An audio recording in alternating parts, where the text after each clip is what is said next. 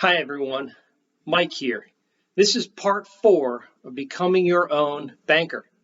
Now, if you haven't seen the first 3 videos I did, head over to our YouTube page and check those out before you watch this one. We're going to reference some stuff that we've kind of talked about up to this time. If you're up to date, then let's get started.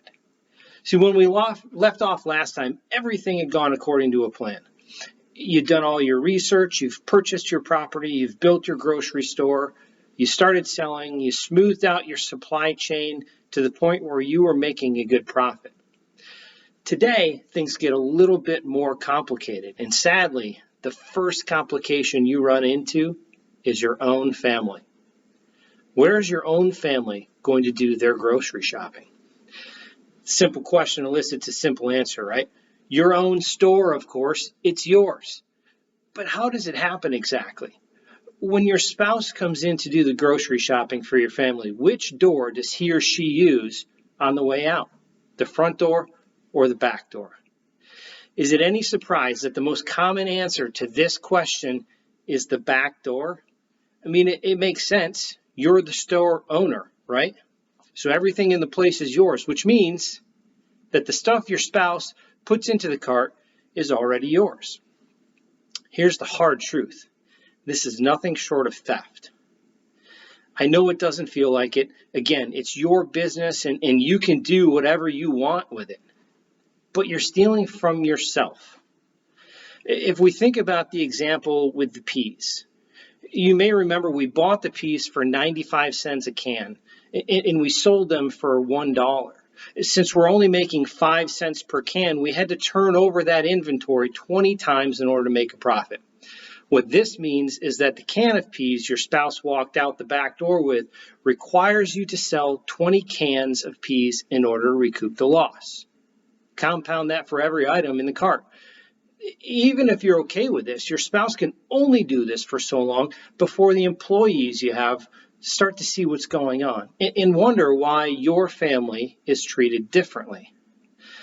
So research shows that 85% of theft that occurs within retail businesses is by its employees.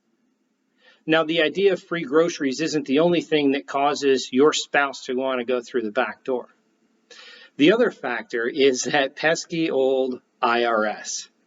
See, if your spouse goes to the cashier and pays like everyone else, your business has more income to report.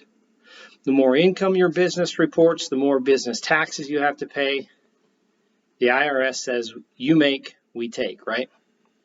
But the risk of theft trumps the issue with the IRS, so maybe you concede and decide to use the cashier.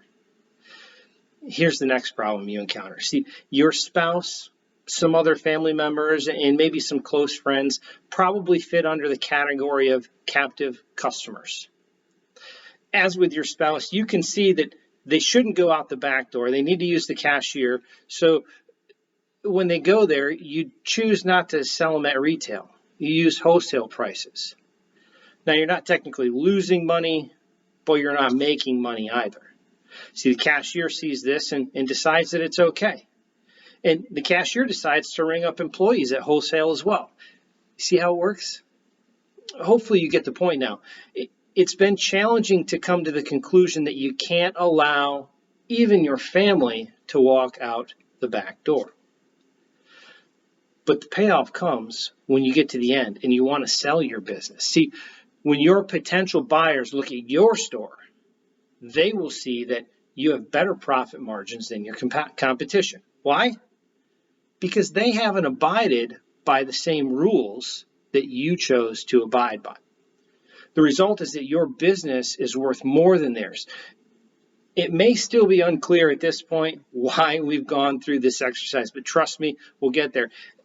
And as we continue to go through all of this series, we will continue to revisit your grocery store more than once. Now, the reality is, though, if you understand what we've talked about up until this point, the idea of becoming your own banker will be easy to learn. See, grocery stores are in the business of moving groceries to customers. If you sell something to someone, you need to replace it so that the next person can buy one. Now, if you own the grocery store, don't steal the peas. How does this apply to becoming your own banker? See, in the same way that grocers are in the business of moving groceries to customers, banks are in the business of renting money to customers. When they lend the money, they have to get it back, plus interest. If you own the bank, don't steal the money.